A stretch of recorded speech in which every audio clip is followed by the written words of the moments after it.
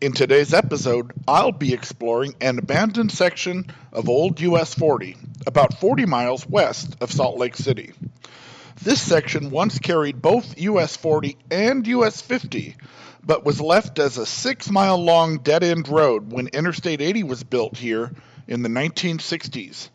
The last 4 miles of the road haven't been touched since this section was abandoned 60 years ago, and they still bear the pavement and markings from that era.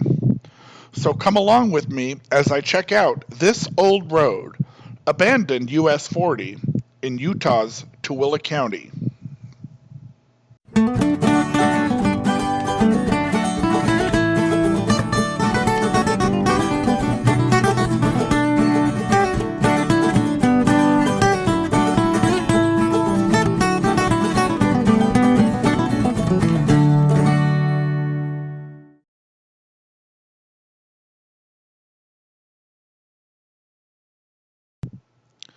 This section of old US 40 is in Tooele County, west of Grantsville. Now, throughout most of the Tooele Valley, State Route 138 has replaced the route of old US 40. But here at the western end of the valley, there's a stretch that's been left completely abandoned. And the reason is that the freeway follows very close to where you see the railroad tracks on the map. And there's a point where State Route 138 leaves the route of old US 40 and turns back to join the freeway. And that leaves this 6-mile stretch completely unused. Another interesting thing about this map is that it shows both US 40 and alternate US 50 on this roadway.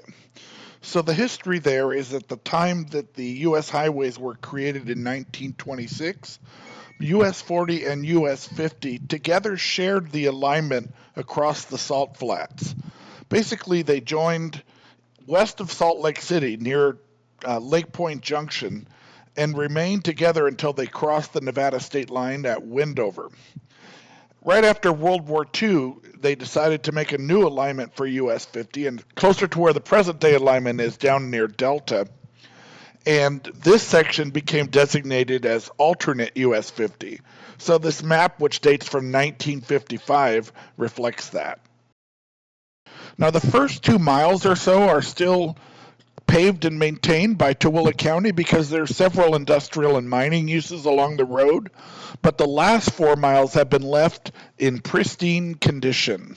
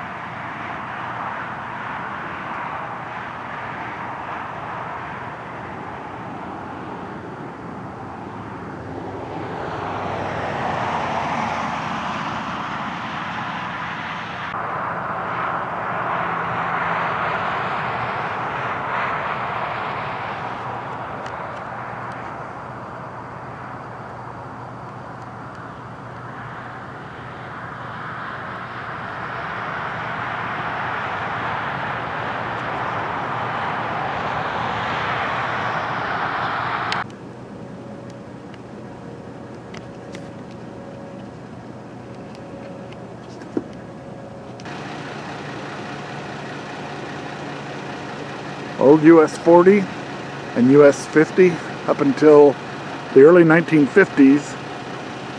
Then it was still US 40, but alternate US 50.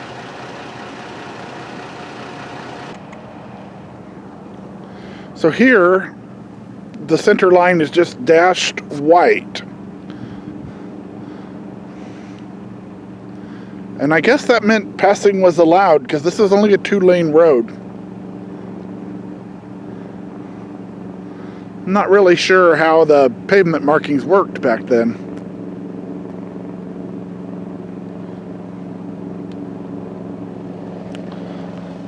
Over at the edge of the road here, we can see the edge line and a little bit of a shoulder, maybe 3 or 4 feet.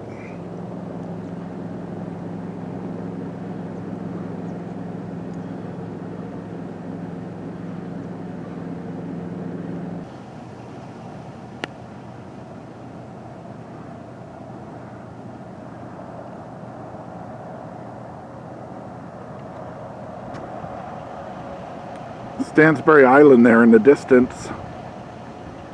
Technically it's not an island at the moment because the water level is low enough that it's possible to actually drive out there. Just take exit 84 from Interstate 80. It's about a 3 or 4 mile drive between the freeway and the island. Some mud flats. And then some standing water from the Great Salt Lake.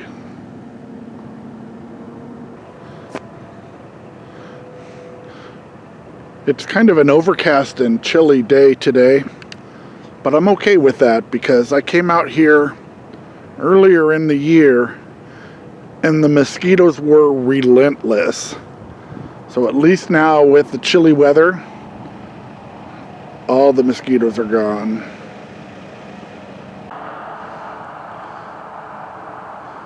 At the eastern end of this old section, the road bends to make a nice join with the new state highway. But you can still see straight ahead. The alignment continues. There's just a small gap here.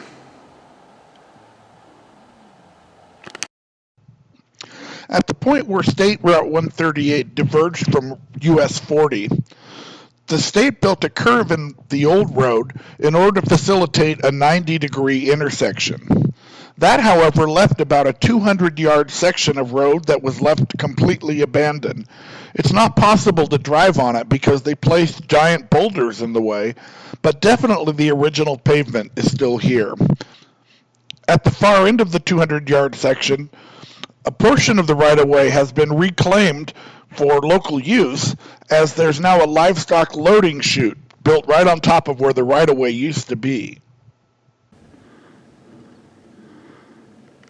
They put boulders across the old road to keep people from driving out there, but you can still see the pavement remains.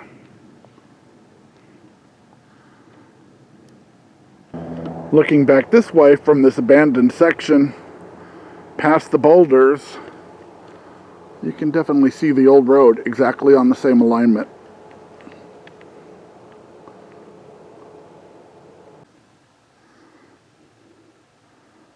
You can see that they've ceded some of the old right-of-way to a rancher who's put a corral fence out into the path where the road was.